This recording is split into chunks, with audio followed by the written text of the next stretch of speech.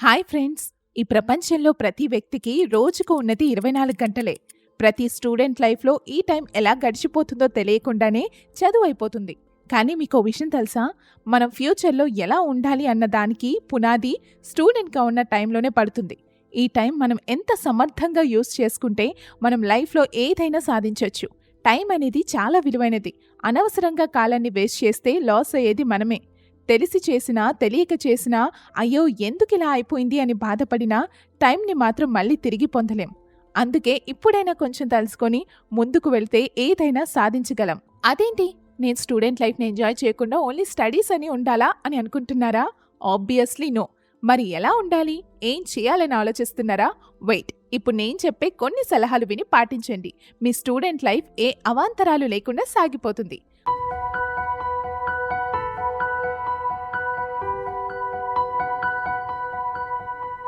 మొదటిగా time management అంటే ఏంటంటే మనం ఒక పనిని అనుకున్న టైంలో పూర్తి చేయడం. మనకు ఉన్న టైంని చక్కగా యూజ్ చేసుకుంటే అంతకంటే గొప్ప ప్రయత్నం ఏదీ లేదు. ఇలా టైంలో వర్క్స్ కంప్లీట్ చేయడం చాలా కష్టంగా ఫీల్ అవుతున్నారా? అయితే నేను చెప్పే కొన్ని సలహాలు వినండి. అందులో మొదటిది ప్రణాళిక రూపొందించుకోవడం, అంటే షెడ్యూల్ ప్రిపరేషన్ అన్నమాట. మనం రోజులో చేయాల్సిన పనులను టైం ప్రకారం చేసుకుంటూ పోవాలంటే ఖచ్చితంగా ఒక ప్రణాళిక అనేది ప్రిపేర్ చేసుకోవాల్సిందే. ఇలా ప్రణాళిక ప్రిపేర్ చేసుకున్న తర్వాత కంపల్సరిగా పాటించేలా చూసుకోవాలి. ప్రణాళికను డైరీ లేదా చిన్న నోట్బుక్లో రాసుకోండి, లేదా మొబైల్లో టైం మేనేజ్మెంట్ యాప్స్ కూడా యూస్ చేసుకోవచ్చు. ఈ షెడ్యూల్లో ఏ విషయాలకు ప్రాధాన్యత ఇవ్వాలంటే దాని యొక్క ఇంపార్టెన్స్ని బట్టి షెడ్యూల్లో ఆర్డర్ వైజ్ రాసుకుంటాం.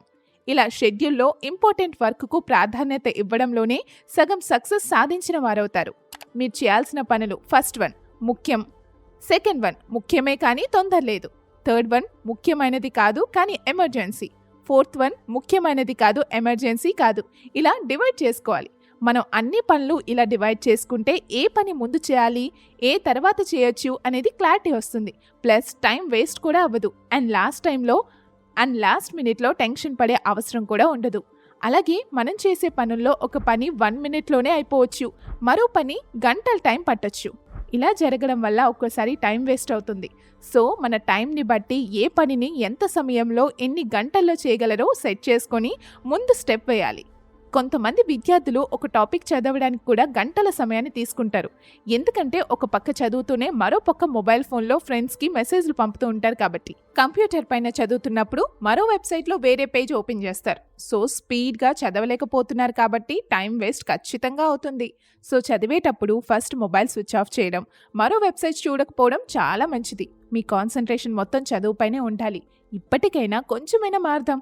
ఇంకా రోజులో మీకు టైం వేస్ట్ ఎక్కడ అవుతుందని కూడా చూసుకోవాలి. వేస్ట్ అవుతున్న టైంని కూడా మీ పనులు కంప్లీట్ చేయడానికి ప్రయత్నించాలి. ఇలా ప్రణాళిక ప్రిపేర్ చేసుకుని మీకు చేతనైనంత వరకు పాటించడానికి ప్రయత్నించి చూడండి. అయితే మీకు ఒక ఆలోచన రావచ్చు, ఎప్పుడూ ఏదో ఒక పని చేసుకుంటూనే ఉండాలా అని. లేదండి, మన పర్సనల్ విషయాల గురించి కూడా ఆలోచించుకోవాలి. ఎప్పుడూ ఈ పని అనుకుంటూ ఉంటే మైండ్ కూడా స్ట్రెస్ అండ్ ఒత్తిడికి లోనవుతూ ఉంటుంది. కాబట్టి మనకు హెల్త్ ప్రాబ్లమ్స్ కూడా రావచ్చు. సో ఈ విషయాలను దృష్టిలో ఉంచుకొని మనకి కూడా కొంచెం టైం అనేది కేటాయించుకోవాలి. ఈ టైంలో రిలాక్స్ అవ్వాలి. మనకి ఇష్టమైన ఫుడ్ తినడమో, మూవీస్ చూడడమో, ఫ్యామిలీతో టైం స్పెండ్ చేయడమో అలా ప్లాన్ చేసుకోవాలి. మరి రిలాక్స్ అవ్వాలని ఫ్రెండ్స్తో బయటికి వెళ్ళడం, సినిమాలు, సోషల్ మీడియాలో యాక్టివ్గా ఉండడం ఇలాంటివన్నీ హాలిడేస్లోనూ చేయొచ్చు. అలాగే వీటిని పోస్ట్ పోన్ చేసినా పెద్దగా జరిగే నష్టమే లేదు. కాబట్టి ఇలాంటి వాటికి తక్కువ టైం సెట్ చేసుకుంటే చాలా మంచిది. మన మెంటల్ హెల్త్ని కాపాడుకోవడం కోసం మెడిటేషన్, యోగా అండ్ ఎక్సర్సైజ్ కూడా టైం సెట్ చేసుకుంటే చాలా మంచిదన్నమాట. ఇలా ఇప్పటి వరకు చెప్పిన అంశాలను మైండ్లో ఉంచుకొని ఒక గుడ్ షెడ్యూల్ని ప్రిపేర్ చేసుకోవాలి. ఇలా షెడ్యూల్ ప్రిపేర్ చేసుకున్నాక ఎలా పాటించాలి? షెడ్యూల్ ప్రిపేర్ చేసేసాం, మొదటి రోజు ఇంప్లిమెంట్ చేస్తాం, 2 డేస్ చేస్తాం, తర్వాత ఇంట్రెస్ట్ తగ్గుతుంది. ఇలా అవ్వకూడదంటే రోజు మార్నింగ్ లెగవంగానే షెడ్యూల్ని చూడాలి. ఒక పని కంప్లీట్ అవ్వగానే టిక్ మార్క్ వేసుకోవాలి. ఇలా చేస్తే మన మీద మనకు కాన్ఫిడెన్స్ పెరుగుతుంది. ఒక పని సక్సెస్ఫుల్గా చేసిన వెంటనే మనం అప్రిషియేట్ చేసుకోవాలి. ప్రతి ఒక్క పనిని భారంగా ఫీల్ అవ్వకుండా ఏదో ఒక కొత్తదనంతో స్టార్ట్ చేయండి. మైండ్ రీఫ్రెష్ అవ్వడానికి సాంగ్స్ వినండి. ఇలా ఒక ప్రణాళిక కంటిన్యూగా 21 డేస్ పాటిస్తే ఇది మనకు అలవాటుగా మారిపోతుందంట. అది నేను చెప్పిన మాట కాదు, శాస్త్రవేత్తలు కూడా చెప్తున్నారు. Revise the performance of schedule. ఇప్పుడు అంతా బాగుంది, షెడ్యూల్ చేసాం, దాన్ని పాటిస్తున్నాం. నెక్స్ట్ మన పర్ఫార్మెన్స్ని చెక్ చేసుకోవాలి. 100% చేస్తున్నామా లేదా అని. కొన్నిసార్లు కంప్లీట్గా చేయలేకపోవచ్చు. దిగులు చెందకుండా, పని పోస్ట్ పోన్ చేయకుండా షెడ్యూల్లో మోడిఫికేషన్స్ చేసుకోవాలి. అలా షెడ్యూల్లో లోటుపాట్లు ఏమన్నా ఉన్నాయా, ఈ పని చేయడానికి ఈ టైం కరెక్ట్ కాదు అని ఒక 1 వీక్లో మీకు అర్థమైపోతుంది. తర్వాత షెడ్యూల్లో మోడిఫికేషన్స్ ఏమైనా ఉంటే చేసుకోవచ్చు. సో ప్రణాళిక ఫిక్స్ అయ్యి మళ్ళీ మొదటకు రాకుండా ఇలా షెడ్యూల్లో చేంజెస్ చేసుకోండి. ఫస్ట్ అటెంప్ట్స్లోనే ప్రిపేర్ చేసుకున్న షెడ్యూల్ సక్సెస్ఫుల్గా పాటించలేకపోవచ్చు. But second attempt, third attempt ఇలా ఏదో ఒకసారి టైం మేనేజ్మెంట్ మీ రోజు జీవితంలో అలవాటుగా మారిపోతుంది.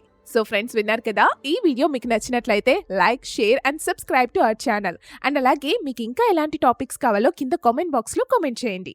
బాయ్.